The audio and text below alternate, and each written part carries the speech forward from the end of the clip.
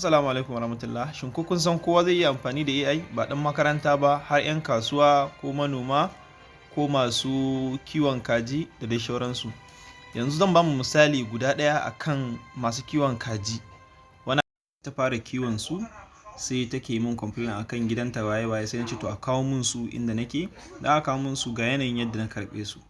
Kuka duba su.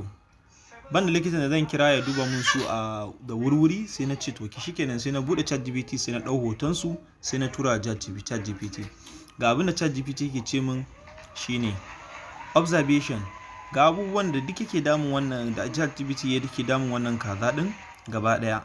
Sai na tambayi ChatGPT to wani irin magani zan yi amfani da shi namu na gargajiya ba tare da na sai maganin turawa ba.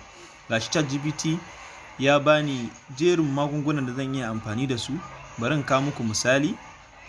Muka duba ƙarshen magana ta da ChatGPT gashi nan ya ce garlic watakan tafannuwa kenan, ga maganin da take yi immune booster, ya ce min aloe vera za ta cleaning gut da fighting infection, ga tamarind boost appetite, ga papaya leaf ganyen gwanda kenan fight parasite worms or coccidiosis. Wannan kaɗan ne daga cikin aikin da AI zai iya maka.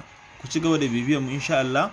Zuwa gaba za mu ringa muku bayani akan abubuwan da AI zai iya yi da kuma abubuwan da za ka iya yi kai karan kanka da AI.